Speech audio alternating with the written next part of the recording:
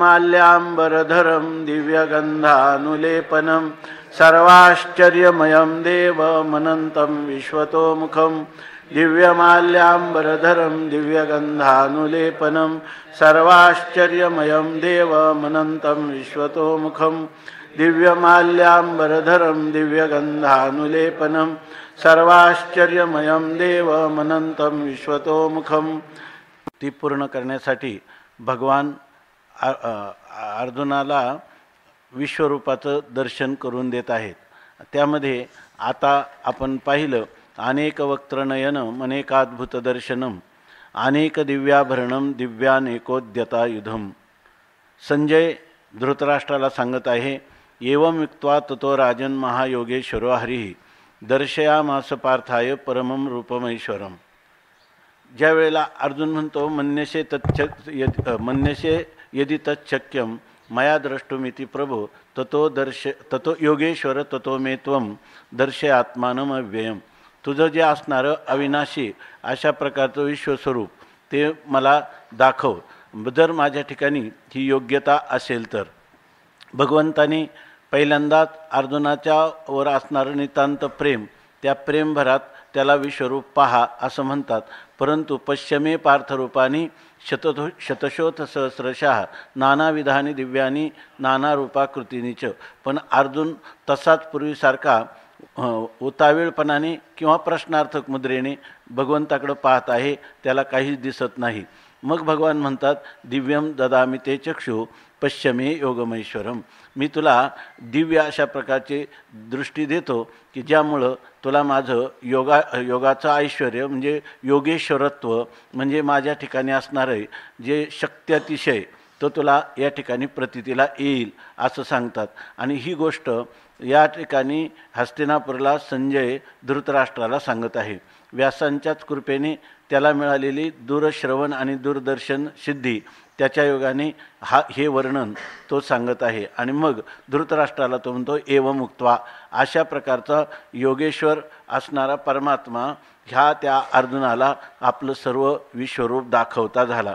आणि त्याच्यातलं प्रथम श्लोकात वर्णन केलं की अनेक वक्त्र, भगवंताची मुख ही अनेक होते, अनेक नयनम, अनेक नयन म्हणजे अनेक नेत्रांनी युक्त असणारा, आणि ज्या परमात्म्याचं दर्शन ह्या विश्वरूपाचं दर्शन हे अद्भुत दर्शन आहे। अनेकाद्भुत दर्शनम, अनेक दिव्याभरणम आणि अनेक प्रकारची दिव्य अलौकिक अशा प्रकारचे आभरणं म्हणजे अलंकार धारण केलेलं, आणि दिव्यानेकोद्यतायुधम आणि त्याच्या असणाऱ्या करपल्लवामध्ये किंवा हातांमध्ये अनेक प्रकारची झळझळीत अशा प्रकारची तेजस्वी शस्त्र धारण केलेला, आयुध धारण केलेला तो परमात्मा अर्जुन पाहता झाला। आणि त्यानंतर आताच्या श्लोकात सांगतात, दिव्य माल्याम्बरधरम दिव्य गंधानुलेपनम सर्वाश्चर्यमयम देव मनंतम विश्वतोमुखम। दिव्य माल्याम्बरधरम, भाष्यकार लिहितात, दिव्यानी माल्यानी पुष्पानी आंबराणी वस्त्राणी च ध्रियन्ते येन ईश्वरेन तम दिव्य माल्याम्बरधरम। म्हणजे दिव्य अशा प्रकारच्या माळा, पुष्प आणि वस्त्र ज्याने धारण केलेले आहेत, दिव्य माल्याम्बरधरम त्याच्या दिव्य अलौकिक अशा माळा भगवंताच्या कंठात रोळत आहेत। याशिवाय दिव्य अशा प्रकारचे पुष्प त्या मुकुटावर आहेत आणि दिव्य वस्त्र धारण केलेले आहेत। दिव्य गंधानुलेपनम दिव्यम गंधानुलेपनम यस्य तद दिव्य गंधानुलेपनम। आणि त्या ठिकाणी दिव्य अशा प्रकारच्या गंधाचा अनुलेप म्हणजे उटी, दिव्य गंधाची उटी ज्याच्या अंगाला लावलेली आहे असा तो परमात्मा। सर्वाश्चर्यमयम देवम सर्वाश्चर्यप्रायम, त्याच्या सर्वच गोष्टी ज्या आहेत त्या आश्चर्यमयम आश्चर्यरूप आहेत, चमत्कृती किंवा अद्भुतता उत्पन्न करणाऱ्या अशा आहेत। अंतःकरणामध्ये जे आश्चर्य उत्पन्न करणाऱ्या सर्वच अशा प्रकारची त्याची रूप। देवम अनंतम न अस्य अंतः अस्ति इति अनंतः तम अनंतम। देवम या ठिकाणी अनंतम देवम असं म्हणतात। देवम म्हणजे प्रकाश स्वरूप किंवा ज्ञानघन असणारा, आणि अनंत ज्याचा कधीही अंत होत नाही असा तो अनंत। आणि विश्वतोमुखम सर्वतोमुखम सर्व ठिकाणी ज्याची मुख आहेत असा, म्हणजे सर्वच बाजूला त्याची मुख आहेत म्हणून त्याला सर्वतोमुख असणारा, किंवा विश्वतोमुख म्हणजे तो सर्वत्र मुख का आहेत तर भाष्यकार लिहितात सर्वभूतात्मकत्वात, कारण सर्व प्राण्यांचा किंवा सर्व प्राणीमात्रांचा तो आत्मरूप असल्यामुळं अंतर्यामी आहे, अंतस्थित्वा यमयती, आतमध्ये राहून सर्वांचं नियमन करणारा असा तो परमात्मा, सर्वतोमुख परमात्मा. त्याने तम दर्शयामास, तम म्हणजे अर्जुनाय, त्या अर्जुनाला ते दर्शयामास म्हणजे ते विश्वरूप दाखविता झाला, किंवा अर्जुनम ददर्श इति वा अध्यार्यते, किंवा अर्जुनाला भगवंतानी ते रूप आपलं विश्वरूप ददर्श दाखवलं असा त्याचा अर्थ. म्हणजे ददर्श, अर्जुनम ददर्श इति वा अध्यार्यते, अशा या अर्जुनम ददर्श अशा दोन पदांचा या ठिकाणी अध्याहारही आपण करू शकता असं वर्णन केलं. आता हे मागच्या श्लोकामध्ये भगवंताचं जे वर्णन केलं त्याच्यामध्ये भगवंताच्या करकमलाचं वर्णन केलं, आणि त्या करकमलामध्ये असणारी जी आयुध आहेत, हत्यारं आहेत, त्याचं वर्णन करताना सांगतात, मग काळकुट कल्लोळी कवळिले, नाना महाविजूंचे दांग उमटले, तैसे अपार कर देखिले उदिता युधी. अर्जुन एक भगवंताचं पहिल्यांदा वक्त्र म्हणजे मुखावलोकन केलं, तिथून दृष्टी काढली, नंतर ती त्या भगवंताच्या नयनाकडं, त्याच्यानंतर भगवंताच्या अलंकाराकडं, आणि शेवटी भगवंताच्या असणाऱ्या करकमलामध्ये असणारी आयुध ही क्रमाक्रमाने पाहिली. पण जेव्हा भगवंताच्या हातामध्ये अशा प्रकारची आयुध आहेत, इतकी झळझळीत तेजस्वी पाहिली, तर त्याचं वर्णन करताना म्हणतात काळकूट कल्लोळी कवळिले. काळकूट नावाचं जे समुद्रमंथनातून, क्षीरसागराच्या मंथनातून निघालेलं विष आहे, आणि त्या काळकुटाच्या ज्या कल्लोळ म्हणजे त्याच्या असणाऱ्या ज्या लाटा, त्या लाटांनी जणू काही कवळलेला आहे, म्हणजे व्यापलेला आहे. नाना अथवा महाविजूंचे दांग उमटले, किंवा जणू काही महान चमकणाऱ्या प्रलयकालामध्ये असणाऱ्या जलप्रलयाच्या वेळी ज्या सारख्या विजा ज्या चमकतात, त्या विजांचं जणू काही दांग उमटले, म्हणजे तिथं त्या विजांचं अरण्यच प्रगट झालेलं आहे, अशा प्रकारचे अपार कर, आणि त्या हातांना गणना नाही अशा प्रकारचे ते हात, आणि ते सगळे कसे आहेत उदिता युधी, म्हणजे ज्यांच्या हातामध्ये आयुध आहेत आणि ती कशी उदित आहे म्हणजे उचललेल्या आयुधासहित अशी असणारी त्या परमात्म्याचे कर अर्जुनाने पाहिलं. आणि मग नंतर की भेने तिथोनी काढिली दिठी, मग कंठ मुगुट पाहातसे किरीटी, तव सुरतरुची सृष्टी जयापासूनिका झाली. म्हणतात की अथवा ते जे वर्णन करतात हाताचं, त्या हाताचं अशा प्रकारचं तेज पाहिलं भगवंताने. झळझळीत अशी शस्त्र किंवा आयुध हातात धारण केलेले आहेत. मग ते पाहिल्यानंतर तेथोनी दिठी काढिली, अर्जुनाने त्या ठिकाणाहून पण ती दृष्टी आपली वळवली, काढली म्हणजे दृष्टी वळवली. का वळवली? त्या हातातली आयुध जणू काही हाता आपल्यावरही प्रहार करतील, काही त्याला अशा प्रकारची ती हत्यारं पाहून भेणे म्हणजे भीतीनं त्याला भय वाटलं, आणि त्या भयाच्या भावनेने त्यांनी आपली दृष्टी त्या हातापासून किंवा हातात धारण केलेल्या शस्त्रापासून वळवली. मग कंठ मुगुट पाहातसे किरीटी, आणि मग तो काय करायला लागला, कंठ भगवंताचा असणारा कंठ किंवा भगवंताचे असणारे मुगुट त्यांच्याकडे तो पाहू लागला. आणि त्याला असं दिसलं की कंठ आणि मुगुट जे पाहायला लागला त्याला त्या कंठ मुगुटापासून सुरतरूंची सृष्टी जयापासूनिका झाली. म्हणजे सुरतरू कल्पवृक्ष, आणि त्या कल्पवृक्षाची सगळी सृष्टी म्हणजे कल्पवृक्षाची उत्पत्ती जयापासूनिका झाली, ज्याच्यापासून झाली. म्हणजे हे जे असणारे कल्पवृक्ष आहेत त्या कल्पवृक्षाच्या समूहाच्या समूह जणू काही त्या कंठ आणि मुगुटापासून उत्पन्न झाले. अशा प्रकारचे ते कंठ आणि मुगुट तो निहाळू लागला, पाहू लागला असं सांगतात.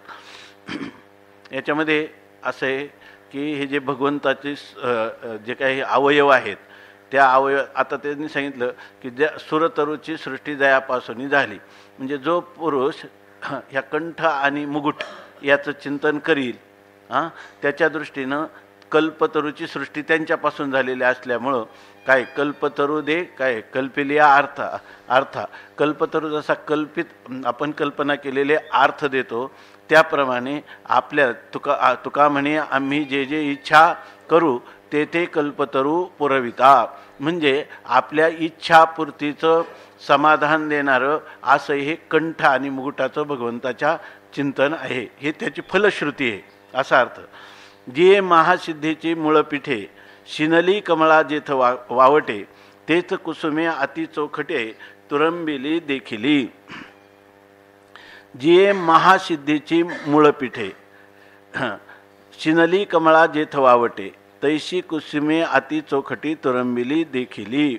आता ते जे मुकुट पाहिला त्या मुकुटावर जणू काही महासिद्धीची मूळपीठे, महासिद्धी म्हणजे अष्टमहासिद्धी, त्या अष्टमहासिद्धींचं मूळपीठ म्हणजे मूळस्थान, म्हणजे अष्टमहासिद्धी कुठं राहतात. पुन्हा कोण सिनली कमळा जेथ वावटे, आणि त्या सिनली श्रमाला प्राप्त झालेली कष्ट झालेली अशी कमळा म्हणजे लक्ष्मी मातोश्री जेथ वावटे ज्या ठिकाणी वावटे म्हणजे विश्रांती घेते, तैशी त्याप्रमाणे अति चोखटे कुसुमे अतिशय चोखट म्हणजे शुद्ध असणारी निर्मळ असणारी अशी कुसुमे म्हणजे जी फुलं ती तुरंबिली देखिली, ती त्या मुकुटावर तुरंबिली म्हणजे खोवलेली अशा प्रकारची दिसली. म्हणजे भगवंताचा एक एक अलंकार आहे ना ते भगवंताचं स्वरूपच आहे. जसं आपण म्हणतो शंख चक्र गदा पद्म ही भगवंताने धारण केलेली आपल्या चारी हातातले चारी जे काही आहेत शंखचक्रादी, तर ह्या प्रत्येकाचं वेगळं मत, ही भगवंताचीच काय आहेत स्वरूप आहेत. म्हणजे नुसतं त्या शंखचक्र गदा पद्माचं जरी चिंतन केलं तरीसुद्धा त्याच्यापासून फलश्रुती आहे. कारण काय ती आहेत ती जड अशा प्रकारची नाही, ती भगवत स्वरूप चिद्घन अशा प्रकारची ही आयुधसुद्धा आहेत. म्हणून या ठिकाणी भगवंताच्या आयुध अवयव पार नखशिखांत आणि त्यांनी केलेली आभरणं किंवा अलंकार ही सगळी चिन्मय आहेत. म्हणून या ठिकाणी यांची फलश्रुतीसुद्धा आहे.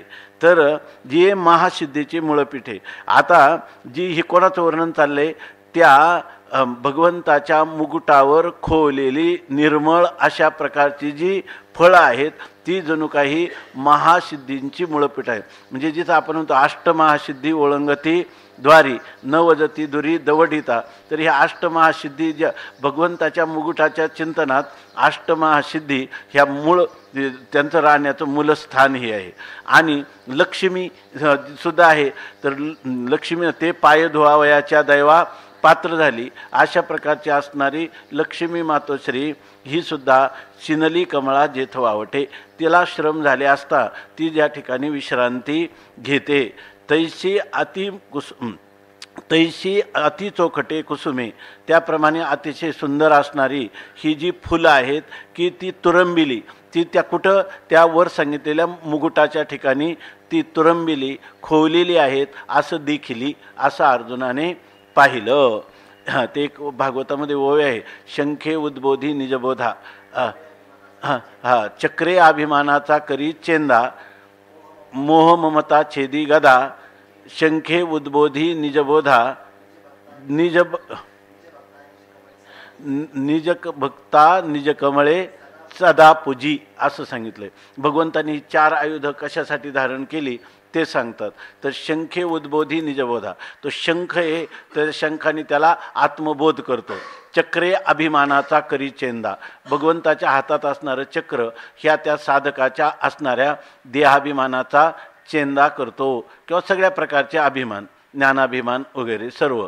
आणि मोह ममता छेदी गदा, आपल्या अंतकरणात असणारा मोह म्हणजे अविवेक आणि आपल्या ठिकाणी असणारं ममत्व, हे जे दोन दोष आहे की जे अहंता ममता इति दुःखास्पदे द्वे, तर ह्या दोषांचा तो चेंदा करून टाकतो. आणि कमल कशासाठी आहे तर आपल्या हातामध्ये जे भगवंताने धारण केलेलं कमल आहे त्याने तो भक्ताची पूजा करतो असं वर्णन केलेलं आहे. तो पाहावा हे डोळे म्हणून अचक्षुषी मज डोळे, तो पाहावा हे डोहळे म्हणून अचक्षुषी मज डोळे, अतिचेनी लीला कमळे पूजू तया ते, असं भगवान स्वतः सांगतात. तैशी कुसुमे अति चोखटे तुरंबिली देखिली, मुगुटावरी स्तबक ठाई ठाई पूजाबंध अनेक, कंठी रुळताती अलौकिक माळा दंड. आता मुगुटावर स्तबक म्हणजे पुष्पाचे गुच्छ आहेत. म्हणजे भगवंताच्या हे पूजा जी आहे ते पूजा द्रव्य सुद्धा काय आहेत, सर्व भगवत स्वरूप आहेत. भगवंताचं असणारं जे सामर्थ्य आहे ते सामर्थ्य त्याच्या एक एका अलंकाराच्या ठिकाणी देखील आहेत. मुगुटावरी स्तबक, त्याच्या मुगुटावर सुद्धा काय आहे, स्तबक म्हणजे पुष्पगुच्छ आहे. ठाई ठाई, आणि त्या मुगुटावर ठिकठिकाणी अनेक पूजाबंध, अनेक प्रकारच्या पूजा बांधलेल्या आहेत. आपण पूजा बांधायची म्हणजे अनेक प्रकारची असणारी सुगंधी द्रव्य जे आहेत त्या सुगंधी द्रव्याच्या द्वारा त्या ठिकाणी त्या पूजा मांडलेल्या आहेत. कंठी रुळताती अलौकिक माळादंड, आणि कंठी अलौकिक माळादंड रुळताती, आणि त्याच्या कंठामध्ये अनेक प्रकारच्या असणाऱ्या परंतु त्या दिव्य माळा आहेत. या सामान्य सुकून जाणाऱ्या फुलांच्या माळा नाही, कधीही न सुकणारे अशा प्रकारच्या ह्या ज्या माळा आहेत त्या माळा दंड म्हणजे अनेक अलौकिक दिव्य माळा त्याच्या ठिकाणी रुळताती, त्याच्या गळ्यामध्ये रुळतात, शोभून दिसतात. स्वर्गे सूर्यतेज वेढिले तैसे पंधरेने मेरुते मढिले, तैसे नितंबावरी गाढिले पितांबर झळके.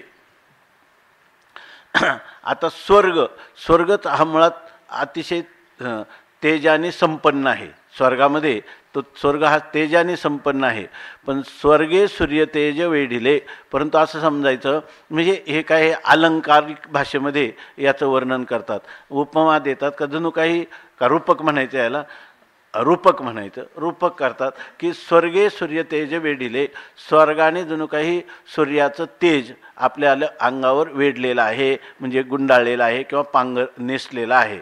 स्वर्ग अगोदरच स्वर्ग तो तेज संपन्न, आणि त्याने पुन्हा सूर्याचं जे तेज आहे त्या तेजाला वेढलं म्हणजे त्याला पांघरलं किंवा ते नेसला असं.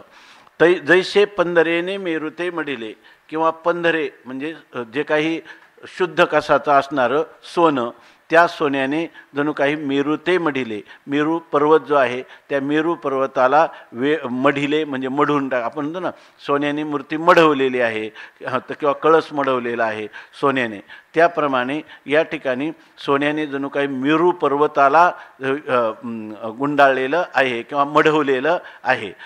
तैसे नितंबावरी गाढिले पितांबर झळके, तसं भगवंताचं नितंब म्हणजे कमरेचा जो भाग आहे किंवा कटिपार्श्व त्याला म्हणतो आपण, तर त्या कमरेला कसं गाढिले पितांबर झळके, आणि तेही गाढ म्हणजे करकचून आवळून बांधलेलं असं घट्ट बळकट अशा प्रकारचं पितांबर भगवंतानी धारण केलेलं आहे. आणि तो झळके, तो पितांबर झळकत आहे. काय अभंग बरेच आहे. पिवळा पितांबर कैसा गगनी झळकला, गरुडावरी बैसोनी माझा कैवारी आला, अशा प्रकारचं वर्णन केलेलं आहे. तो पितांबर म्हणजे पिवळं वस्त्र भगवंताने आपल्या कटिपार्श्वाला घट्ट आवळून बांधलेलं आहे आणि तो दिसत आहे. आता हे कशाचं वर्णन आहे, भगवंताच्या पितांबराचं वर्णन आहे. आता सांगतात की श्री महादेव कापुरे उटिला, का कैलास पारदे डवरिला, नाना क्षीरोदवे पांघरविला क्षीरार्णव जैसा.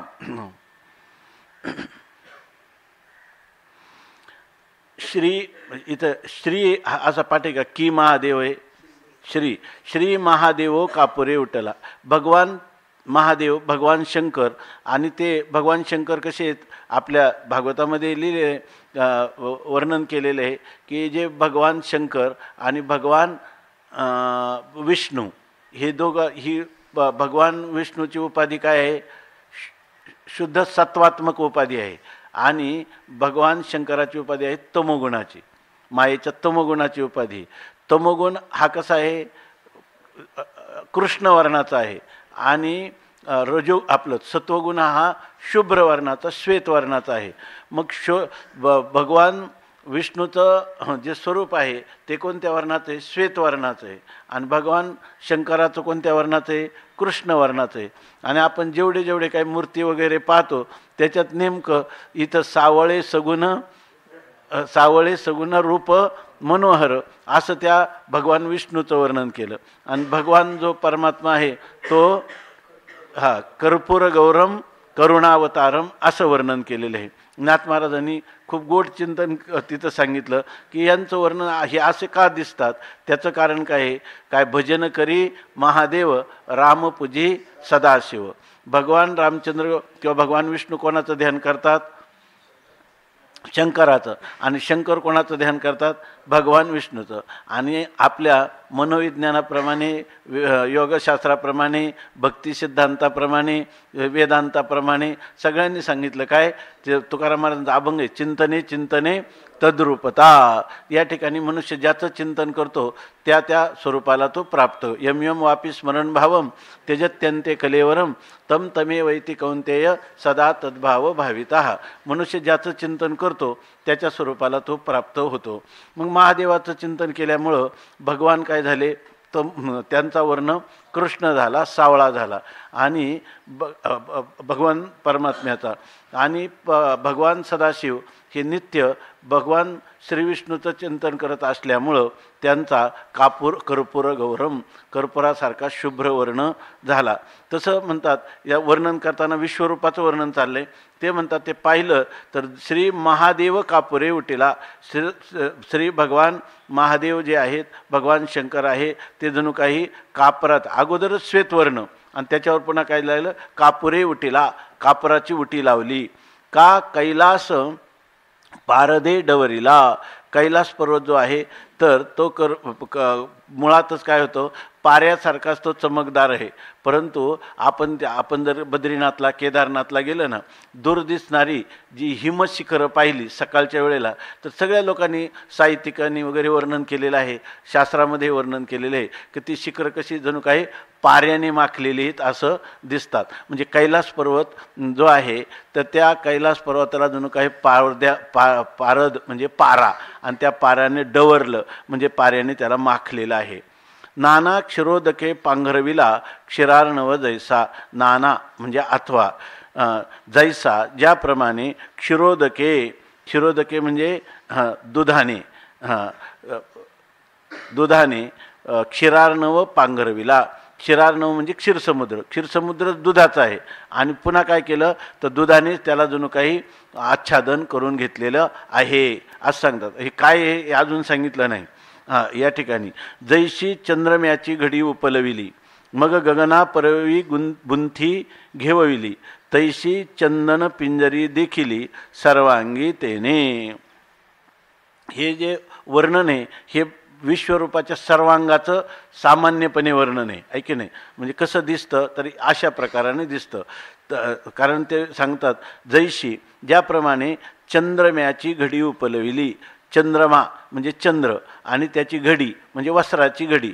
म्हणजे या ठिकाणी चंद्र जणू काही चंद्ररूपी काय आहे? वस्त्र. आणि त्या चंद्ररूपी वस्त्राची घडी ती आपण उपलविली म्हणजे उकलली किंवा उघडली. आणि मग गगना करवी बुंथी घेवविली. आणि चंद्रमाची वस्त्र केले आणि त्याची खोळ कोणी घेतले? गगना करवी. आणि त्याची आकाशाकडून काय केली? बुंथी घेवविली. आकाशाकडूनच त्याला बुंथी म्हणजे त्याला त्याच्या अंगावर पांघरून करायला सांगितलं. पण कोणाच्या हाताने? आकाशाच्या हाताने त्याच्यावरच त्याला पांघरून करायला सांगितलं. मग गगना करवी बुंथी घेवविली तैशी चंदन पिंजरी देखिली सर्वांगी तेने. तैशी त्याप्रमाणे ह्या चंदनाची पिंजरी म्हणजे चंदनाची उटी तेने सर्वांगी देखिली. त्या अर्जुनाने त्या विश्वरूपाच्या सर्वांगावर काय केलं? त्याची उटी जी आहे ती उटी त्या ठिकाणी पाहिली.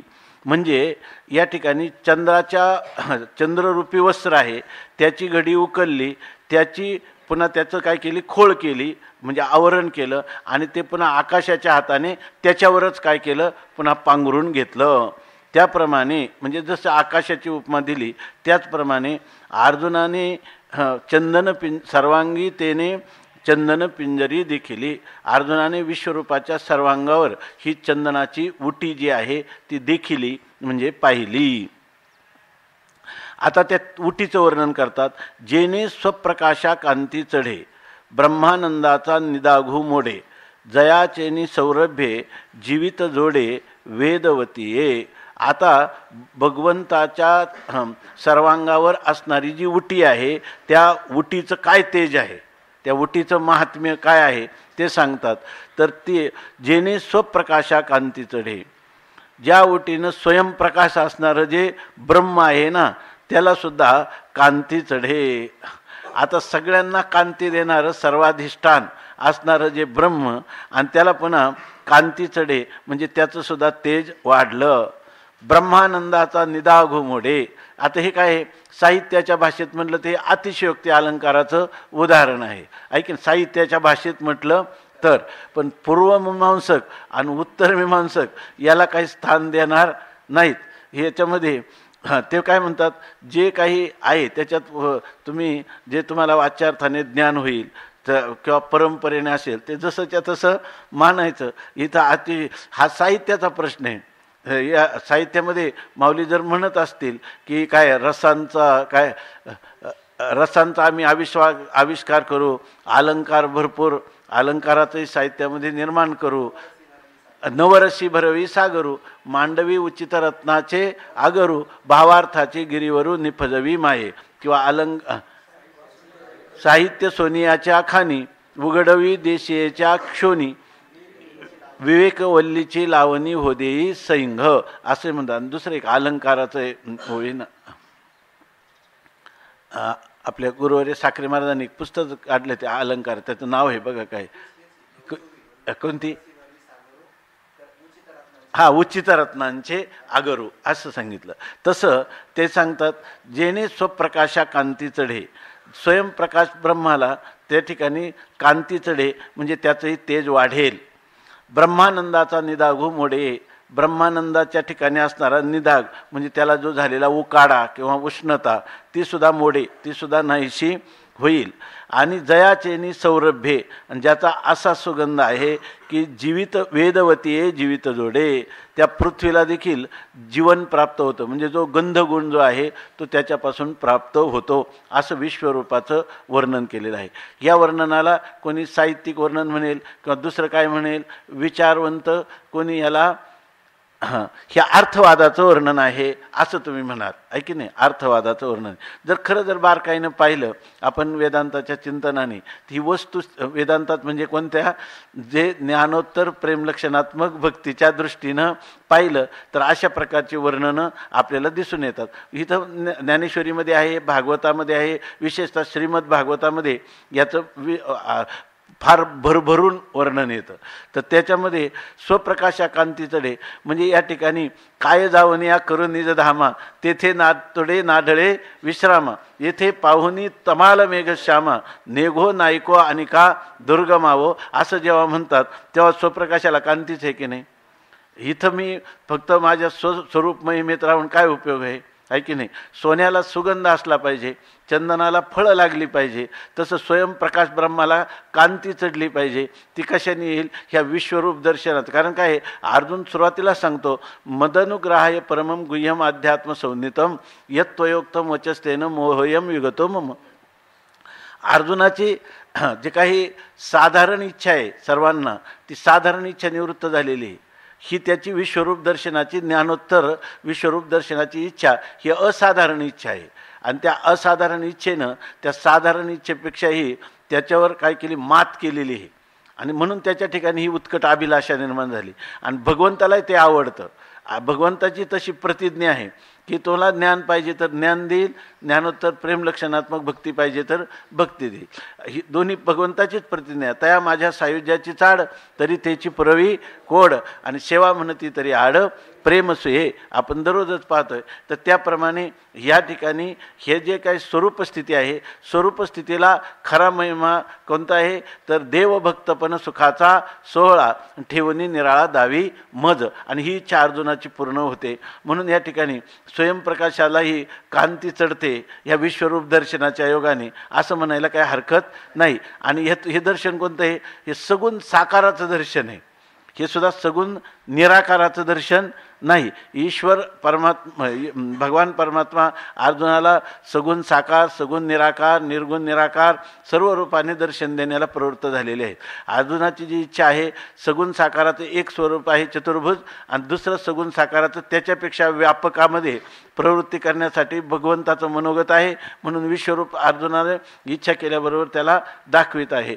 परंतु त्याच्यामध्ये हे जे आपली स्वरूप स्थिती आहे, माझा मोह तर निघून गेलेला आहे, असं असताना तरी विश्वरूप दर्शनाची एक भगवंताचं वचन लक्षात घेतलं. विष्टभ्य हमिदम कृष्णमेकांशेन स्थितो जगत. जर तू सर्वच ठिकाणी सर्वच जगाला व्यापून आहे, काय सबभूमीं विश्वतो वृत्वा आत्यतिष्ठ दशांगुलम, असं जर तुझं स्वरूप आहे, त्याच्यामध्ये तुझं असणारे हे विश्वरूप मला दाखव. आणि ते दाखवतात. आणि त्याचं स्वरूप, त्याचं वर्णन करताना त्या भगवंताच्या अंगावर असणारी जी उटी आहे, त्या उटीचं असं महात्म्य आहे की जेणे स्वप्रकाशा कांती चढे, ब्रह्मानंदाचा निदाघू मोडे. आता म्हणतात ब्रह्मानंद, ब्रह्मानंद शब्द आणि त्याच्यामध्ये निदाग म्हणजे त्याच्यात उष्णता, हे कसे काय कल्पना करता येईल, आहे की नाही? ब्रह्मानंदाचा, जे ब्रह्म सत्यम ज्ञानम अनंतम ब्रह्म असं म्हणताना अनंत शब्दाचा अर्थ काय केला? आनंद असा श्रुतीचा आशय आहे, असं सर्व भाष्यकारांनी सर्वांनी सांगितलं. आणि हा परमात्मा जसा सद्घन चिद्घन आहे, तसा आनंद घन आहे. आनंद घन कशाला म्हणतात? ज्याच्यामध्ये दुःखाला स्पर्श करायला सुद्धा जागा नाही. जसं भिंतीमध्ये पहार जाईल, परंतु असा एखादा घनीभूत पदार्थ त्यात ते शिरतच नाही, असा घनीभूत आनंद आहे. त्याच्या ठिकाणी दुःख संबंध विवर्जित अशा प्रकारची सुखरूपता ज्या ठिकाणी सामावलेली आहे. आणि त्याला तुम्ही म्हणता की ब्रह्मानंदाचा निदाग मोडे. हे ब्रह्माचा आनंद आहे का आनंदच ब्रह्म आहे? आनंदच ब्रह्म आहे. दुःख संबंध विवर्जित ब्रह्म आहे. आणि त्याचा निदाग, त्याचा उकाडा व्हायला लागला, असं कसं काय होईल, आहे की नाही? तर याचा उकाडा कोणता आहे? गुलेबाबा सांगायचे, भाग गेला शीन गेला अवघा झाला असे आनंद, काय प्रेमरसे बैसली मिठी आवडी लाठी मुखाशी, का तर आता कोठे धावे मन तुझे चरण देखलिया. या ठिकाणी ब्रह्मानंदाचा निदाग, उष्णता कोणती आहे? ब्रह्मानंदाचा निदाग असं म्हटले आहे का? ब्रह्मानंदामध्ये उष्णता आहे काही? हे वृत्तीरूप जो ब्रह्मानंद आहे, वृत्तीमध्ये अभिव्यक्त होणारा आनंद आहे, हे त्याचं स्वरूप नाही. त्याचं मूलभूत असणारं जे स्वरूप आहे ते जे स्वरूप आहे. जर तुम्हाला एखाद्याला ब्रह्मानंद कधी होईल? ब्रह्मज्ञान झालेल्या पुरुषाला. मग त्यावेळेला त्याला पहिला आनंद त्यांनी सांगितलं. नाथ महाराजांनी एक वर्णन केलेलं आहे. तर स्वामी महाराज हे साध्या भाषेत सांगायचे की भात जेव्हा शिजला की नाही आपण पाहतो, जोपर्यंत त्याच्यात ते पाण्याचे बुडबुडे येतात तोपर्यंत आपण म्हणतो निवू द्या, काय त्याला काहीतरी शब्द आहे ते सांगायचे स्वामी महाराज की हा भात मुरू द्या, तो भात मुरू द्या. याचा अर्थ जोपर्यंत ते डबडब करतंय तोपर्यंत खरं ते शिजलेलं नाही, ते मुरलेलं पाहिजे. तसं अहम ब्रह्मास्मी इत्याकारक जी वृत्ती आहे ती वृत्तीतला भ्रम जोपर्यंत आहे, तुकाराम महाराज म्हणतात ना, तुका म्हणे अहम ब्रह्म आड येऊन निधी भ्रम.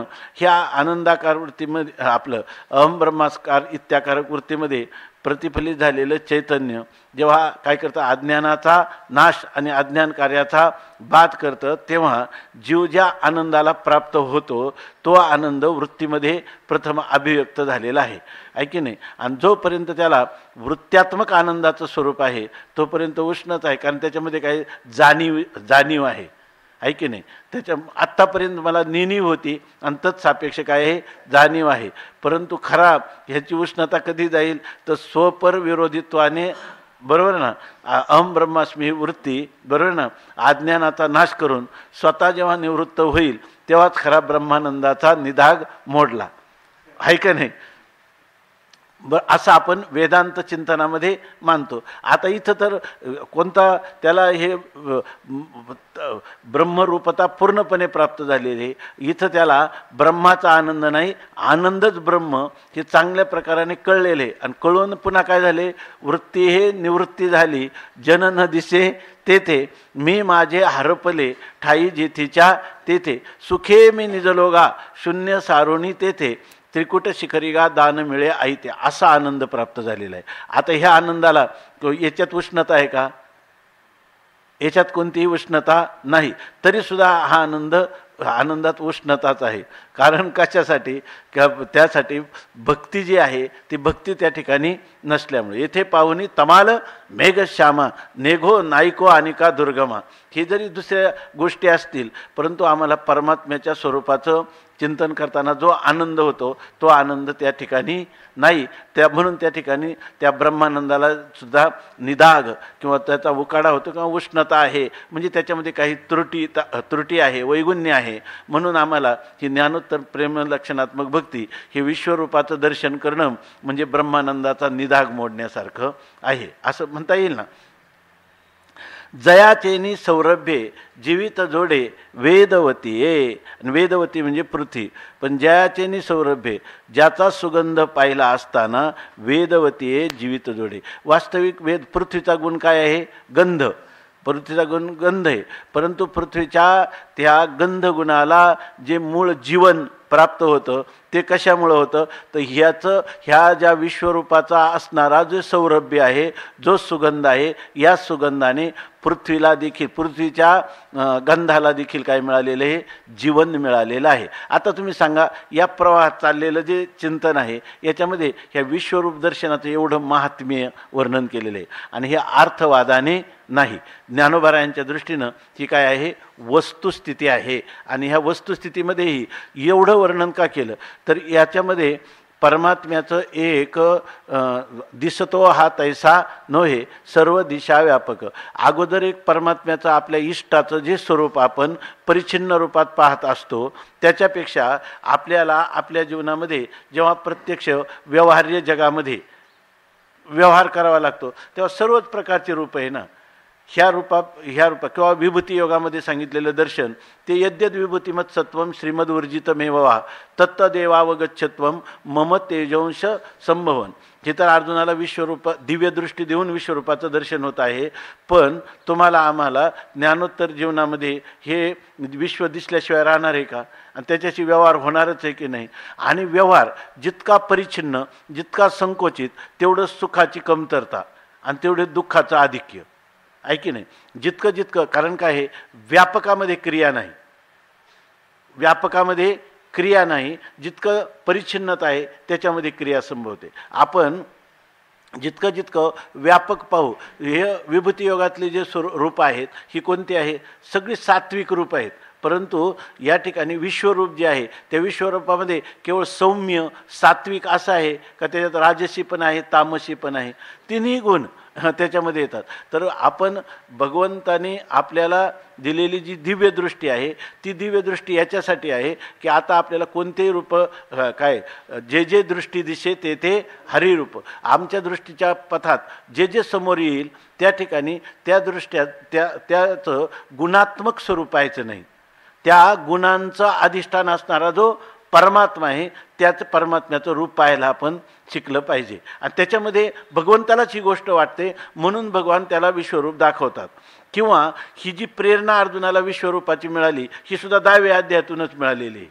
म्हणजे भगवंताचीच इच्छा आहे. नाहीतर भगवान असं म्हटले नसते त्याला काय गावंढिया असं म्हटले नसते. अंग सांडूनी छाया आलिंगितो सीमा असं त्याला म्हटले नसते.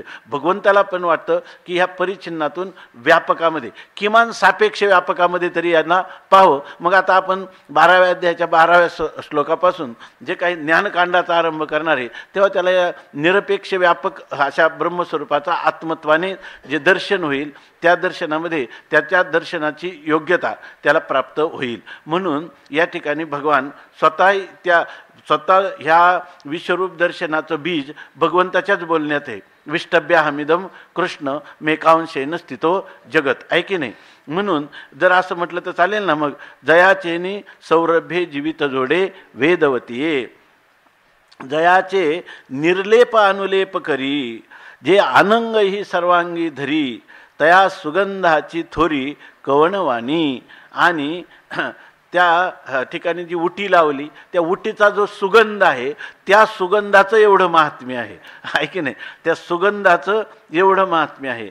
जयाचे निर्ले, आपण जी पूजा करतो, भगवंताला मुकुट घालतो, वस्त्र धारण करतो, आहे की नाही, उटी करतो, हे सगळं जर ह्या रीतीनं मनुष्याने पाहिलं तर त्याला एक उदात्त, गंभीर, आल्हादकारक, शांत, दांत अशा प्रकारची त्याच्या अंतकरणाची जी काही वृत्ती आहे ती त्याला जास्त आनंदाची अभिव्यक्ती करेल. आणि खरं याच्यासाठी ह्या पूजा आहेत, याच्यासाठी पूजा आहेत. जयाचे निर्लेप अनुलेप करी, जे आनंग ही सर्वांगी धरी, तया सुगंधाची थोरी कवणवाणी. आता निर्लेप कोण आहे? भगवान परमात्मा म्हणजे ब्रह्म हे निर्लेप आहे, म्हणजे असंग निर्विकार असं त्याचं स्वरूप आहे. परंतु जयाचे म्हणजे जो काय चंदनाचा जी उटी आहे आणि त्या उटीचा जो सुगंध आहे त्या सुगंधाचं असं आहे की निर्लेप, ज्या परमात्म्याला असंग निर्विकार असणारं जे ब्रह्म विशुद्ध स्वरूपातलं ते सुद्धा अनुलेप करी, ते सुद्धा त्या चंदनाचा लेप धारण करण्याची इच्छा करतं. आरूप होते ते रूपाशी आले, जीव शिव नाम पावले रे. या ठिकाणी निर्लेप असणारं ब्रह्म देखील अनुलेप करी, म्हणजे त्या चंदनाचा लेप धारण करण्याची इच्छा करतं. म्हणजे काय, भक्तासाठी जो परमात्मा, भक्तवत्सल परमात्मा जो आरूप होता तो रूपाला येतो, आहे की नाही. म्हणजे निर्लेप असणारा तो अनुलेप करी, म्हणजे तो देखील त्या चंदनाचा लेप करण्याची, भक्ताची पूजा ग्रहण करण्याची इच्छा करतो. कारण त्याच्यात काय आहे, त्यालासुद्धा त्याच्यामध्ये आनंद आहे. तो स एकाकी न रमते, त्यालासुद्धा एकट्याला कर्मेना द्वितीयम ऐच्छत, त्या सद्वितीयम ऐच्छत, त्यालासुद्धा मी अनेक व्हावं, एकोहम बहुश्याम प्रजायय, अशा प्रकारची त्याला देखील इच्छा निर्माण झाली. म्हणजे तेच त्याचं काय आहे, अनुलेप करणं. आणि खरं भगवंताला जी काही ही सगळी सृष्टी उत्पन्न करून आनंद नाही झाला. भगवंताच्या आनंदाचा खरा जर विचार केला, भगवंताला आनंद कधी कोणापासून मिळतो? हे काही सगळी ही चराचर विश्व उत्पत्ती केली, पार देवतादिकांची अनंत ब्रह्मांड उत्पन्न केली, यांनी काय भगवंताला आनंद झाला? यांनी भगवंताला खरा आनंद होत नाही.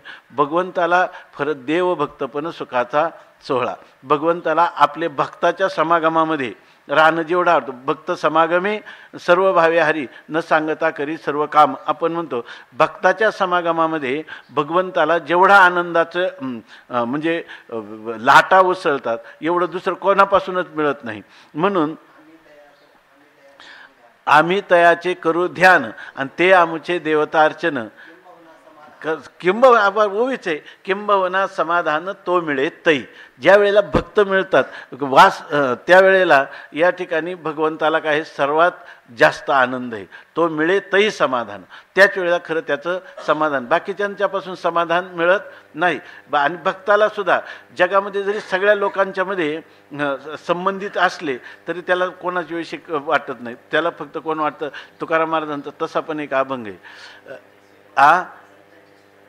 संतांचे सुख झाले या देवा, म्हणून सेवा करी त्यांची. आणि भक्ताला भक्ताविन देवा आवडते काही, त्रिभुवनी नाही आन दुजे, दुसरं कोणती त्याच्या आवड नाही. आणि भक्ताला सुद्धा तुकाराम महाराज म्हणतात, तैशी नाही आस अनेकांची.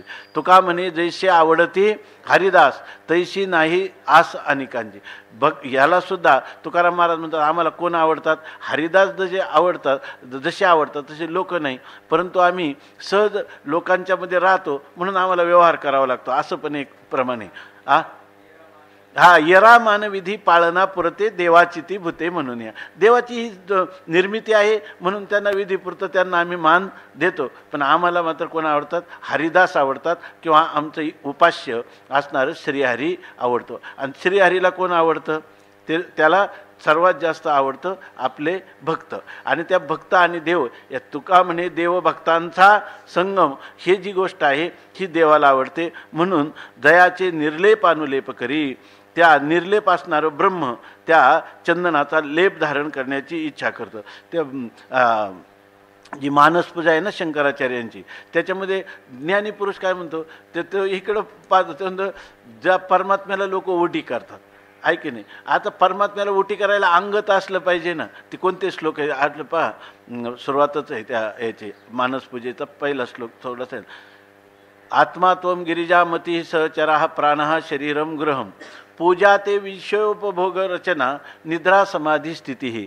काय संचार पदयो प्रदक्षिण विधी स्तोत्रानि सर्वागिरो यद्यत कर्म करोमी तत्तदखिलम शंभो तवाराधनम.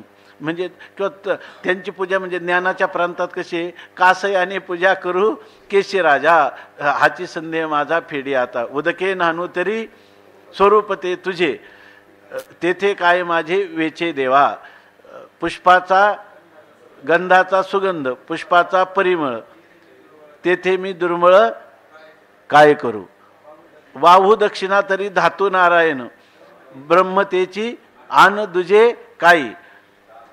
गाता तू ओंकार टाळी नादेश्वर नाचावया थार नाही कोठे. तुका म्हणे मज अवघे तुझे नाम धूप दीप रामकृष्णारी. ही कोणती पूजा आहे? ज्ञानाच्या अंगाने पूजा आहे की नाही. आणि ही कोणती पूजा आहे? ज्ञानोत्तर प्रेम लक्षणात्मक भक्तीच्या अंगाने पूजा आहे की नाही. ती फक्त तत्वमसी विद्या ब्रह्मानंदी सांग इथपर्यंतचीच आहे. आणि ही पूजा कुठे आहे? ही पूजा त्याच्यानंतरची पूजा आहे. म्हणजे ज्ञान ह्या पूजेची श्रीमंती कोणाला आहे? फक्त जगामध्ये फक्त वारकऱ्याला आहे, दुसरे कोणाला नाही. जे ज्ञानोबरायांचे अनुसरण करणारे त्यांना ही पूजा आहे. त्यामध्ये पुन्हा पूर्णपणे वास्तव अद्वैत आणि कल्पित द्वैत किंवा कल्पित द्वैताच्या सिद्धांतावर आराधित भाष्यकारांना वाट पुसून व्यासांचा मागोवा घेत जीवनमुक्तीच्या विलक्षण सुखाकडं जाणारं हे ज्ञानोबरायांचं जीवनचरित्र आणि त्यांचं वाङ्मय. आणि त्या वाङ्मयामध्ये आपल्याला ही गोष्ट प्रामुख्याने सांगितलेली दिसते की जगात हिचं कुठं हे याचं ऐश्वर्य जे आहे हे दुसरीकडे कुठं सापडणार नाही.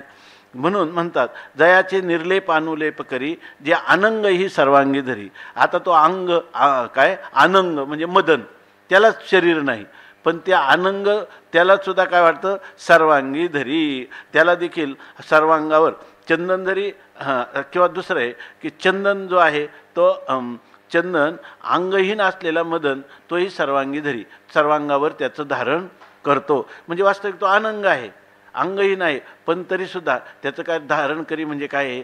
हे जे आहे ना माऊलींचं अष्टभोग भोगणे माते नाही चाड भक्तिप्रेम गोड लिहिले गे माहे. त्याच्यामध्ये हे उदाहरण दिलं की अष्टभोगामध्ये वास्तविक सुगंधी द्रव्य जे आहेत तर ती काय आहेत? कामोत्पादक आहेत. परंतु कामोत्पादक म्हणजे कोण आहे? काम कोण आहे? मदन. आणि मदन कसा आहे? अनंग. पण तरीसुद्धा त्याच्या ठिकाणी कामोत्पत्तीला उपोद्बलक असे म्हणून हे सांगितलं. म्हणून ते उदाहरण दिले की या ठिकाणी तसं आमचं भक्तिप्रेम गोड लिहिले गेम आहे. आम्ही जरी आपल्या स्वस्वरूपामध्ये नाम रूप जाती क्रिया संबंध भेद काही नाही तरीसुद्धा या भक्तिप्रेमासाठी मात्र असं होतं की आत्मा रामाश्च मुनेहा निर्ग्रंथा अप्युरुक्रमे कुर्वंत्या हितुकीम भक्तिम इथम भूत गुणो हरी. भगवंताचे गुणच असे आहेत की आपल्याला निमिष न लगे मनवेधिता एवढी तुझी स्वरूपता किंवा भगवंताचे अनंत गुणगण निधान त्या गुणांकडं त्याच्या रूपाकडं त्याच्या नुसतं तेवढंच नाही त्याच्या अलंकाराकडं सगळ्याकडं चंदनाची उटी असो कंठामध्ये असणाऱ्या तुळशी मालादी असो काही असो मुकुट असो त्याच्या परमात्म्याचं त्याला काय म्हणतो आपण नखशिखांत कोण एक एक अवयव असो ते सगळेच्या सगळेच ब्रह्मरूपाचा आनंद देणारे अशा प्रकारचे आहेत. म्हणून जयाचे जे अनंग ही सर्वांगी धरी तो अनंग मदन जरी असला तरी तो सर्वांगावर धारण करतो. तया सुगंधाची थोरी कवनवाणी. आणि अशा प्रकारचा असणारा ह्या भगवंताच्या दिव्य उटीचा जो सुगंध आहे, चंदनाची उटी लावलेला, त्या सुगंधाची थोरी महात्म्य कवनवाणी कोण वर्णन करेल? आक्षेपार्थाने विचारतात. अर्थात कोणीही याचं वर्णन करू शकणार नाही. ऐशी एकैक शृंगार शोभा पाहता अर्जुन जातसे क्षोभा. तेवीची देव बैसला की उभा की सन्मुख हे नेनवे. ऐशी अशा प्रकारची एक शृंगार शोभा, अशा प्रकारची एक शृंगार म्हणजे अलंकाराची असणारी शोभा, भगवंताच्या असणारे अलंकार, त्या उदाहरणार्थ मुकुटामध्ये खोवलेली फुलं, असणारे पुष्प गुच्छ, हे सुद्धा पाहता ही जर शृंगाराची म्हणजे त्याच्या अलंकाराची शोभा जर पाहिलं तर अर्जुन क्षोभा जातसे. अर्जुन या ठिकाणी क्षोभा जातसे म्हणजे क्षुब्ध झाला म्हणजे वृत्तीमध्ये त्याचा क्षोभ आला म्हणजे संतापला, असा त्याचा अर्थ नाही. अर्जुन हे ऐश्वर्य पाहून जणू काही वेडावून गेला, म्हणजे सद्गती त्याला काय म्हणतो आपण, त्याची बुद्धी कुंठित झाली, म्हणून त्याला म्हणतात क्षोभा जातसे. अर्जुन हा अशा प्रकारच्या क्षोभाला गेला, म्हणजे त्याला हे सगळं पाहिल्यावर आश्चर्य वाटलं. कारण आता इथं काय आहे, इथून अगोदरचं जे होतं शांतरसाचं वर्णन वाटत होतं. आता कोणता रस आहे? शांताच्या घरा अद्भुत आला आहे पाहुणेरा, आणि एरा ही रसा पांती करा झाला मानू, असं सांगतात. किती शृंगार शोभा पाहिल्यानंतर अर्जुनाला क्षोभ झाला, म्हणजे अर्जुनाच्या अंतकरणात आश्चर्य झालं. आणि आश्चर्य होणं म्हणजे अंतकरण विद्रावित झाल्याशिवाय आश्चर्य किंवा चमत्कृती हा कोणता रसाचा स्थायीभाव आहे? अद्भुत रसाचा स्थायीभाव आहे. म्हणून अर्जुनाला क्षोभ झाला म्हणजे आश्चर्य वाटलं अर्जुनाला. आणि त्याला आश्चर्य झालं म्हणजे वृत्ती काय झाली? विद्रावित झाली. कोणताही पदार्थ ऐकल्यानंतर अंतकरणाची वृत्ती जर द्रवीभूत झाली का त्याला म्हणतात की रसाचं प्रागट्य झालं. इथं अद्भुत रसाचं प्रागट्य झालं. आणि त्याला आता त्याची बुद्धी इतकी कुंठित झाली तेवीची. त्याचप्रमाणे देव बैसला की उभा. आता हा देव बसलेला आहे का हा परमात्मा उभा आहे की सन्मुख किंवा आपल्या समोर आहे? हा परमात्मा उभा आहे, बसलेला आहे का आपल्या समोर आहे? किंवा सन्मुख बैसला की उभा, आपल्या समोर हा उभा स्थितीत आहे का बसलेल्या स्थितीत आहे हे नेनवे, हे त्याला काही कळेना, अशी त्याची स्थिती झाली. मग त्यांनी पाहिलं जरा चांगलं पाहू, उभा आहे का बसलेला आहे का समोर आहे. म्हणून बाहेर दिठी उघडून पाहे तव आगवे मूर्तिमय देखत आहे. मग आता न पाहे म्हणून उगार आहे तरी आतही तैसेची. अर्जुनाला असं वाटलं बाहेर म्हणजे अंतकरणवृत्ती नेत्रेंद्रियाद्वारा बाहेर पाहू, आता तो बाहेर पाहायला लागला. ती दृष्टी स्पष्टपणे उघडून म्हणजे दृष्टीचं उन्मिलन करून तो पाहायला लागला. तवा आगवे मूर्तिमय देखत आहे. तर त्याला सगळं मूर्तीनं ह्या विश्वरूपानेच व्यापलेलं आहे. विश्वरूपाच्या मूर्तीनंच हे सर्व व्यापलेलं आहे असं पाहतो. मग तो म्हणतो ही विश्वरूपाची जी मूर्ती आहे हिच्यामध्ये पाठीमागे दिलं ना काही भयानक पण रूपं होती, सौम्य पण होती, घुरणीते पण होती, सावधे पण होती. ही सगळी रूपं पाहिल्यानंतर अर्जुनाला भयाची भावना, भेने साधा हात पाहिला तरी भीतीनं त्यांनी दृष्टी काढली. तेव्हा डोळ्यांनी पाहिलं तर हे विश्वरूपच आहे. आता हा परमात्मा केवळ आपल्या पूर्वीच्या इष्ट स्वरूपात, आवडत्या स्वरूपात, साजऱ्या गोजऱ्या स्वरूपातच आपल्यासमोर आहे नाही, तर भयानक अशा अनेक प्रकारची विश्वतोमुख असं म्हटलेले अनेक प्रकारची मुख. तर काही भयानक पण होती, भयासुरे पण होती, काही वेल्हाळ पण होती, सुंदर पण होती. अशी सगळी पाहिल्यानंतर ते म्हणतात अर्जुन आगवे मूर्तिमय देखत आहे. मग त्याला पाहिल्यानंतर तो म्हणतो आता न पाहे म्हणून उगार आहे. आता हे आपल्याला हे दृष्टीला नको, हे विश्वरूप नको म्हणून उगार आहे. शांत राहिला म्हणजे डोळे झाकले, शांत राहिलं हे आपल्याला पाहायची नाही. दृष्टीचं निमीलन केलं, दृष्टी झाकली तरी आतही तैसेची. आतही पाहतो तरी तेच आहे. आत हरी बाहेर हरी, हरीने करी कोंडिले, हरीने कामा घातला चिरा वित्तवरा मुकविले. तशी त्याची स्थिती झाली. आता न पाहे म्हणून उगार आहे. मी पाहणार नाही म्हणून तो शांत राहिला तरी आतही तैसेच, आतही तेच विश्वरूप दिसायला लागलं. बरं ऐके नाही. म्हणून हे विश्वरूप बाहेर पाहतो आणि विश्वरूप आतही पाहतो. अनावर मुखे समोर देखे तया भेने पाठीमोरा जो ठाके तो तयाहीकडे श्रीमुखे कर चरण तैसेची. अनावर मुखे ही जी मुख आहेत ही अनावर म्हणजे आपल्याला आपण त्याला आवरू शकत नाही, त्याची गणती करू शकत नाही, अशा प्रकारची ही मुख त्याला समोर देखे असं तो परमात्मा दिसायला लागला. काल कोणीतरी आम्हाला एक चांगल्या प्रकारचा फोटो दाखवला विश्वरूपाचा आणि ते पाठ झाल्यानंतर ते म्हणे आज आणि त्याच्यावर त्यांनी एक ओवी सांगितली, आता लक्षात नाही रवी महाराज कोण होतं, त्यांनी ओवी पण चांगली सांगितली की हा तैसा विस्मृतू ना, हा तैसा विस्मृतू पाहे कोडे पुढा होय चतुर्भुज रुपडे. आश्चर्याने पाहायला लागलं तर आपल्या पुढं जे चतुर्भुज रुपड होतं तेची नाना रूप चौकडे मांडून ठेले, तेच अनेक रूपाने नटलेलं त्याला दिसलं. ते फार सुंदर फोटो तुम्ही दाखवला होता का, फार सुंदर फोटो. आणि ते म्हणले की दिवसभर आम्ही याचं चिंतन केलं, ह्या स्वरूपाचं चिंतन केलं आणि ते चिंतन छान होतं. म्हणजे जी त्याला काय म्हणतो आपण प्रतिमा जी होती ती विश्वरूपाची फार छान होती. बाहेरी दिठी उघडून पाहे तेव्हा अघवे मूर्तिमय देखत आहे, मग आता न पाहे म्हणून उगार आहे तरी आतही तैसेची. भगवंताचं जेव्हा खरं वेळ लागतं त्यावेळेला त्याला बाहेर पाहायचं झालं तरी तोच दिसतो, आत पाहायचं झालं तरी तोच दिसतो, पण पाहायचंच नाही झालं तरी तोच दिसतो. असं त्या आपण आखनंदाने अनेक वेळा सांगितलं असेल. एकदा नारद गेला त्या यमुना तीरावर, तर तिथं हे सगळे भगवान आपल्या सवंगड्यासहित खेळत होते. सगळ्या बरोबर कृष्ण परमात्मा लीला करत होते, क्रीडा करत होते. आणि तिथून काही अंतरावर एक गोपी पद्मासनात बसून आपले ध्यान करीत होती. तेव्हा ते पाहिलं आणि मग त्या नारद गेला तिच्याकडं. त्या नारदाला दया आली, म्हणे सगळे लोक म्हणतात की ह्या गोपी भगवंताला पूर्णपणे समर्पित आहेत आणि ही इथे त्या भगवंताचं ध्यान करते. आणि थोड्या अंतरावर भगवान परमात्मा साक्षात खेळतात. आणि मग त्यांनी काय म्हणायला पाहिजे, काय तो मधुसूदन सरस्वतींचा कृष्णात परम किमपि तत्वमहम न जाने वंशी विभूषित करान नवनीरदाभात पीतांबरा धरुण बिंब फलाधरोष्ठात पूर्णेंदू सुंदर मुखादरविंद नेत्रात कृष्णात परम किमपि तत्वमहम न जाने. अशा परमात्म्याचं दर्शन करायचं म्हणून ते म्हणे की ते दर्शन करायचं सोडलं नाही, इथं ध्यान करायचं. ज्याचं ध्यान करायचं तो साक्षात आहे ना इथं.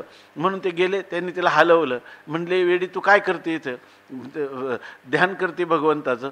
अरे त्या भगवंताचं ध्यान कशाला करत बसली, ध्यानापेक्षा ते ज्याचं ध्येय तो तुला नेय आहे ना समोर, त्याला जाऊन पहा डोळे भरून त्याच्या ठिकाणी तिथं जा. तर ते म्हणे अरे कोणाला पहा, ते म्हणे कृष्णाला पहा. ते म्हणे त्याचं नावसुद्धा घेऊ नको, ते विसरण्यासाठी तर मी पद्मासनात इथं बसले आहे की नाही. याचा अर्थ विसरण्याच्या निमित्ताने सुद्धा कोणाचं ध्यान आहे, त्याचंच ध्यान आहे. म्हणून म्हणतात आता न पाहे म्हणून उगार आहे तरी आतही तैसेची, आतही तोच दिसतो. अनावर मुखे समोर देखे तया भेने पाठीमोराजवळ ठाके तो तयाहीकडे श्रीमुखे कर चरण तैसेची. आता म्हणतात अनावर मुखे ही जी मुख आहे ही आवरणारी नाहीत, अगणित मुख आहे. तया भेने त्या मुखांची भीती वाटल्यामुळं पाठीमोराजवळ ठाके, जो पाठीमोरा ठाके तो भगवान काय तो अर्जुन काय करतो, त्याच्याकडे पाठ करतो. पाठीमोरा ठाके म्हणजे त्याच्याकडे पाठ करून उभा राहतो. परंतु पाठ करून उभा राहिला तर याचं कुठंतरी आहेत ना समोर ज्या दिशेला तोंड केलंय त्या विश्वरूपाकडे पाठ केली तरी तयाहीकडे श्रीमुकडे त्याही बाजूला जिकडं त्यांनी पाठ केली, पाठ केल्यानंतर जिकडं कुठंतरी त्याची दृष्टी झाली असेल त्या दिशेला सुद्धा श्रीमुखे कर चरण तैसेचे.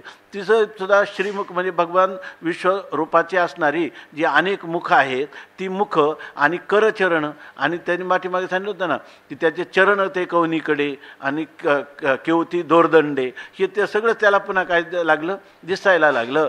करचरण तैसेची. तसंच जे पाहत होतं तेच विरुद्ध बाजूला पाठीमोरा झाल्यानंतर त्याच भगवंताची तशीच मुख, तसेच हात छत्राने झळकत असणारे आणि तशाच प्रकारचे दिव्य चरण त्याला दिसू लागले. अहो पाहता किर प्रतिभासे येथ नवलाव काय असे परी न पाहता ये दिसे चोज ऐका. या ठिकाणी माऊली आपल्या स्वतःचं स्वगत सांगतात या ठिकाणी. अहो हे काय आश्चर्य आहे. अहो शब्द आश्चर्यवाचक आहे. आहे अहो पहा ना काय आश्चर्य आहे. पाहता किर प्रतिभासे. अगोदर विश्वरूप पाहण्याची इच्छा केली, दिव्यदृष्टी घेतली आणि मग तो पाहत होता तर किर प्रतिभासे, निश्चयाने त्याला ते दिसणारच ना, भासणारच ना, कारण त्याला पाहायचं आहे, पाहण्याची इच्छा आहे, समोर आहे आणि पाहण्याची नजर मोकळी आहे त्याची, तर त्याला दिसणारच ना. पाहता किर प्रतिभासे येथ नवलावं काय असे. पाहायला लागल्यावर पाहायला मिळतं, यात काय आश्चर्य, येत काय नवलावं असे, हे काय आश्चर्य. परंतु न पाहताही दिसे चोज आहे का. परंतु याला पाहण्याची इच्छा नाही, पाहतही नाही, पाठीमोरा दिसतो होतो तरी तुला त्याचं दर्शन त्याला होतं, हे चोज आहे का. हे किती मोठं नवल आहे हे ऐका, किती चमत्कार आहे. कैसे अनुग्रहाचे करणे, पार्थाचे पाहणे आणि न पाहणे, तयाही सकट नारायणे व्यापुनी घातले. माऊली सांगतात या अनुग्रहाचे करणे, भगवंतानी केलेल्या अनुग्रहाची कृती आहे की नाही. भगवंतानी जर काय करीशी तरी नव्हे काही, राईचा डोंगर पर्वत राई, आपल्या करुणेची साई करी ओ आई मजवरी असं म्हणतात. तसं भगवंताचं अनुग्रहाचं काय स्वरूप आहे तर पार्थाचे पाहणे आणि न पाहणे. पार्थ म्हणजे अर्जुन, त्याचं पाहणं आणि न पाहणं, तयाही सकट त्या सर्वांसहित नारायणे व्यापुनी घातले. आता या ठिकाणी पाहण्यातही परमात्माच आहे आणि न पाहण्यातही परमात्माच आहे, आहे की नाही. आठवं नाठवं गेले भावाभाव, झाला स्वयमेव पांडुरंग. इथं पांडुरंग म्हणजे विश्वरूप पांडुरंग एवढाच अर्थ घ्यायचा नाही का. तयाही सकट नारायणे व्यापुनी घेतले. भगवान परमात्म्याने सर्वच व्यापून टाकलं. म्हणून आश्चर्याच्या पुरी एकी, पडिला ठाये ठाव थडी टाकी, तव चमत्काराची आनिकी महार नवी पडे. म्हणून आता आश्चर्य झालं की सर्वच परमात्म्याने व्यापून टाकलं. म्हणून आश्चर्याच्या एकी पुरी, आश्चर्याचा एक पूर आहे, त्या पुरामध्ये तो पडिला म्हणजे आश्चर्याच्या पुरात सापडला. म्हणजे सारखी एका पाठीमागे एक आश्चर्यच आहे. त्या आश्चर्याच्या महापुरामध्ये सापडलेला अर्जुन ठाये ठाव थडी टाकी.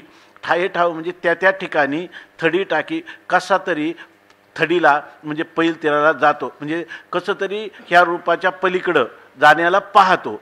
परंतु तिथून जरी पलीकडच्या तीरावर गेला, एक आश्चर्य पाहून ते नको म्हणून दुसरीकडे गेला, त्याचं अतिक्रमण करून जरी तो पैल ठाये ठाव म्हणजे त्याच्या पलीकडच्या त्या ठिकाणी जे दृश्य दिसलं त्या ठिकाणी थडी टाकी, तो पलीकडच्या तीरावर गेला तर चमत्काराची आणखी महार्णवी पडे. तर त्याला पुन्हा दुसरा चमत्काराचा महार्णव म्हणजे महासमुद्रामध्ये तो पुन्हा त्या ठिकाणी पडला.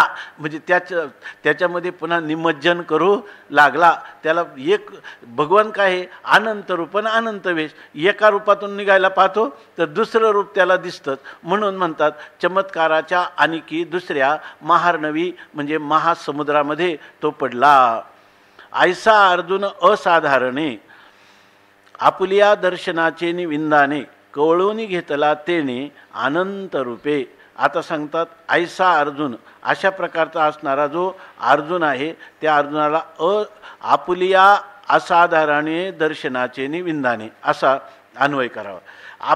आपले असणारे जे असाधारण असामान्य दिव्य अशा प्रकारचं आपलं विश्वरूपाचं जे दर्शन आणि त्या दर्शनाचे निविंदाने, त्या दर्शनाच्या कौतुकाने आश्चर्याने तेने अनंतरूपे कवळून घेतला.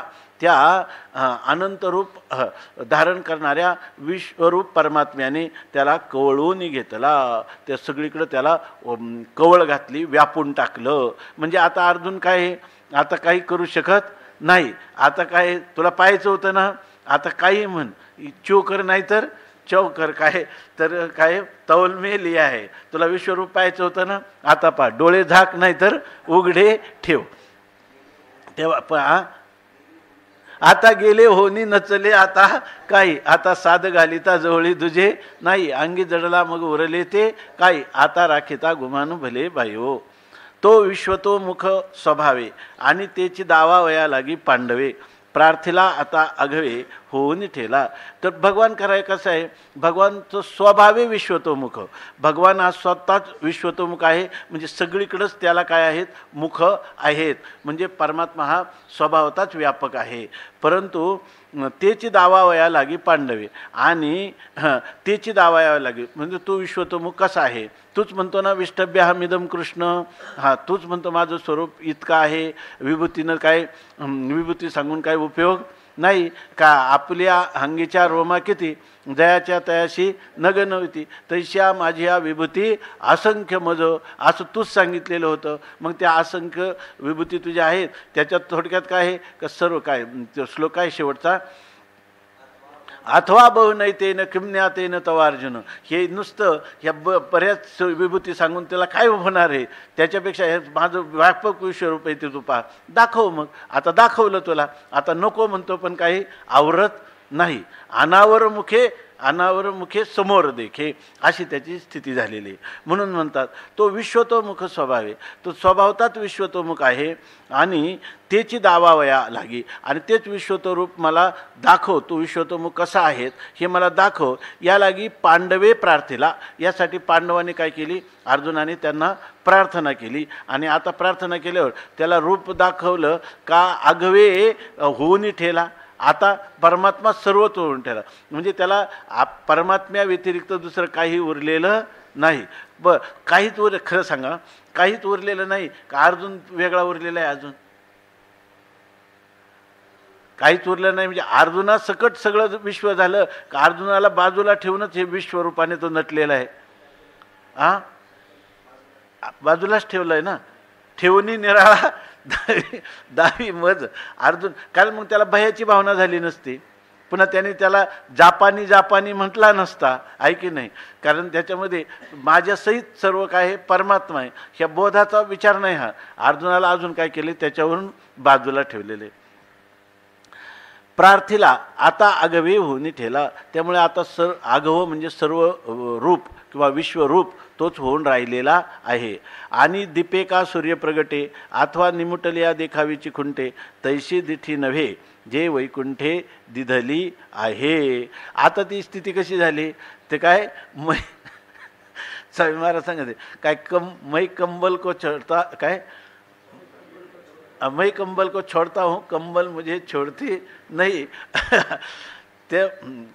त्या गुरुजींच्या जवळ तिथं होता, त्याला वाटलं की पुरामध्ये गुंगडी वाहत चालली. त्याने उडी टाकली. गुरुजींना म्हणलं गुंगडी. ती गुंगडी म्हणल्यावर गुंगडी काय आली ना, ते होतं काळं अस्वल. त्या अस्वलाने माल दिली, त्याच्या गळ्यात मिठी. मग ह्याच्या लक्षात आलं, हा लागला ते सोडवायला, पण ते अस्वल काय सोडी ना. तो म्हणायला लागला गुरुजी मै कंबल को छोडता हो, कंबल म्हणजे छोडती नाही. तसं विश्वरूपाचं दर्शन आहे. आता पहा, ऐक नाही. आता अर्जुनाची अशी स्थिती झाली का मै कंबल को छोडता हो, कंबल मुझे छोड नाही रे आहे. काय प्रार्थीला आता आगवे होणे ठेला. आणि ही जी अर्जुनाला दृष्टी दिली होती ती दिव्य दृष्टी दिली होती. त्या दिव्य दृष्टीचं स्वरूप सांगतात. आणि दीपेका सूर्य प्रगटे, अथवा निमुटलिया देखावेची खुंटे, तैशी दिठी नव्हे जे वैकुंठे दिदली आहे. जे वैकुंठे दिठी दिदली आहे, जे वैकुंठ नाम परमात्मा श्रीकृष्णाने अर्जुनाला जी दृष्टी दिली, ती दृष्टी अशी नाही की कशी तुकाराम महाराज सांगतात ना, रविदीप हिरा दाविती देखणे, ऐकन अदृश्य दर्शने संतांच्या, इथं देवाच्या. तर या ठिकाणी सांगतात की जे वैकुंठे दिठी दिदली आहे, भगवान परमात्म्याने अर्जुनाला जी दृष्टी म्हणजे अर्थात दिव्य दृष्टी दिली, ती कशी अशी आहे की दीपे का सूर्य प्रगटे. ते असं एखादा पदार्थ आहे, दृश्य पदार्थ आहे, तो दिवा असला किंवा सूर्य असला तर तो प्रगट दिसतो. की ती वस्तू आहे ना, ती स्पष्ट कधी दिसते, दिव्याच्या प्रकाशात किंवा सूर्याच्या प्रकाशात दिसते. आणि जरी दिव्याचा आणि सूर्याचा प्रकाश असला आणि अथवा निमुटलिया, जर त्याने ती दृष्टी काय केली, झाकली, दृष्टी मिटली, तर काय होतं, देखावेची खुंटे, ते दिसत नाही. एक तरी डोळे असले पायाचे असली तर सूर्य किंवा प्रकाश दिव्याचा प्रकाश लागतो. बरं तो असला आणि जर दृष्टी झाकली तरीसुद्धा ते पदार्थ दिसत नाही. अशी जी दृष्टी आहे, अशीच काहीतरी दृष्टी देवाने दिली का अर्जुनाला, तर तैशी दिठी नव्हे, ती दृष्टी नाही. कोणती? जी वैकुंठे दिलेली आहे, जी वैकुंठ परमात्म्याने दिलेली आहे. त्या मुळात परमात्मा विष्णू सहस्रनाम भाष्यामध्ये हे वैकुंठ नावाचं चिंतन केलेलं आहे की ज्याच्या ठिकाणी आपली बुद्धी काय होते? कुंठितच होते. तो परमात्मा अकुंठित आहे, पण आपली बुद्धी मात्र त्या अकुंठित परमात्म्याला जाणण्यासाठी परिच्छिन्न बुद्धी त्याच्या स्वरूपाचा यथार्थ वेध घेण्याला असमर्थच ठरते. म्हणून त्या वैकुंठाने दिलेली जी बुद्धी आहे, दृष्टी आहे, ती अशा प्रकारची आहे. म्हणून किरीटीची दोही परी ते देखावेची पडता हे अवधारी, हे संजय हस्तिनापुरी सांगतसे राया. माऊली आता या श्लोकाचा उपसंहार करताना सांगतात, म्हणून अशी स्थिती झालेली का जी दृष्टी भगवंताने दिली ना, त्या दृष्टीमध्ये मनुष्य काय होतो? परतंत्र होऊन जातो. आता त्या ठिकाणी किरीटीची दोही परी, ते अर्जुनाला दोन्ही प्रकाराने ते देखावेची पडत आहे. ती दिव्य स्वरूप जे ते पाहावंच लागतंय. दोन्ही परी म्हणजे काय? डोळे उघडले तरी तेच आणि डोळे झाकले तरी तेच. बरं, नाही पाहायचं म्हणलं तर आता इलाज नाही. आता काय? देखावेची पडत आहे, त्याला ते पाहावंच लागतं. असं हे अवधारी, हे तू लक्षात घे किंवा ऐक. हे कोण सांगतं? आता हे वर्णन कोणाचं चाललंय? हे संजय हस्तिनापुरी राया सांगत असे. संजय आपल्या हस्तिनापुरामध्ये घर बसल्या त्या राजाला ही गोष्ट सांगतो.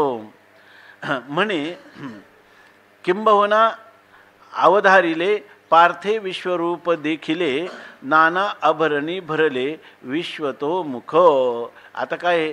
याचा जो आनंद आहे ना, माणसाला काय वाटतं? कधी आपल्याला जर एखादी आनंदाची घटना असली ना, तर आपण दुसऱ्याला सांगायला लागलं तर त्यांनी त्याच्यात काहीतरी रस घ्यावा. नाहीतर मग तो फोनमध्ये पाहायला लागला, टी व्हीकडं पाहायला लागला, तर माणसाला आनंद होत नाही. ऐका नाही, समानशिले व्यसनेशी सख्य. तर तो म्हणतो, त्याच्या हे ध्यानात नाही की ह्याला मी सांगत आहे, तर तो म्हणतो, म्हणे किंबहुना, म्हणे किंबहुना किम, तुला आधी काय सांगू? अवधारिले, तुझ्या लक्षात आलं? पार्थे विश्वरूप देखिले, विश्वतो मुख नाना आभरणी भरले विश्वरूप देखिले अवधारिले, असं घ्यावा अन्वय. तर तो म्हणतो, तुला काय पार्थ सांगू? हे धृतराष्ट्र राजा पार्थे, अर्जुनाने विश्वतोमुख, सर्वत्र ज्याची मुख विराजमान आहेत, असं नाना आभरणी भरले, नाना प्रकारच्या अलंकाराने भरलेलं असं विश्वरूप देखिले, असं जे विश्वरूप आहे ते देखिले म्हणजे अर्जुनाने पाहिलं, हे अवधारिले, हे तुझ्या लक्षात आलं ना?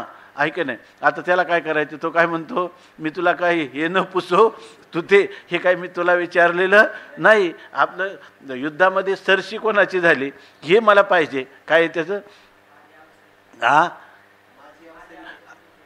माझी अवसरी ते फेडी आणि विजयाची सांगे गुढी.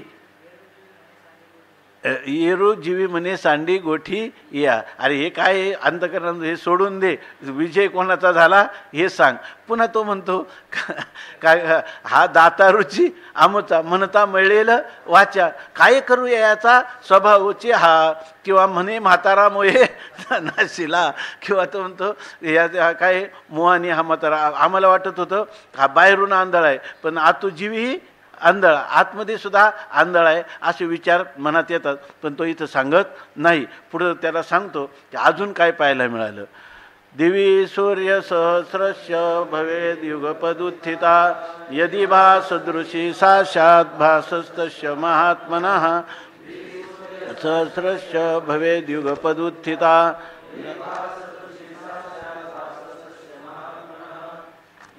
सूर्य सहस्रस्य भवेद युगपदुत्थिता, यदि भासदृशी साक्षात भासस्तस्य महात्मनः.